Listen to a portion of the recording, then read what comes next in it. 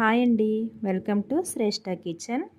ఈరోజు మన వీడియో అందరూ ఇష్టపడే స్పైసీ ఎగ్ ఫ్రైడ్ రైస్ను సింపుల్గా ఎలా చేయాలో చూద్దాం.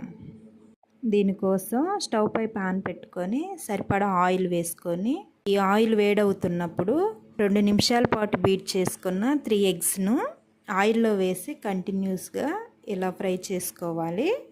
ఈ ఎగ్స్ ఫ్రై అవుతున్నప్పుడు మీ టేస్ట్కి తగ్గట్టు సాల్ట్ వేసుకొని ఒకసారి బాగా కలుపుకోండి.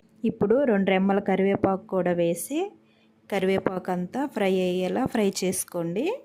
మరియు కట్ చేసి పెట్టుకున్న పచ్చిమిర్చి, క్యారెట్, ఉల్లిపాయ ముక్కలు కూడా వేసి 5 నిమిషాల పాటు ఫ్రై చేసుకోవాలి. దీనిలోనే 1 టేబుల్ స్పూన్ల ధనియాల పొడి, 1/2 teaspoon garam masala, 1/2 teaspoon కారం కూడా వేసి బాగా కలుపుకోవాలి. ఇప్పుడు ఉడికించి పక్కన పెట్టుకున్న రైస్ను కొద్దిగా వేసి ఈ మసాలా అంతా రైస్కి పట్టేలా మరొకసారి బాగా కలుపుకోవాలి. దీనిలోనే 1 టేబుల్ స్పూన్ల సోయా సాస్ను కూడా వేసి అంతా మిక్స్ అయ్యేలా ఒకసారి మరలా బాగా కలుపుకోండి.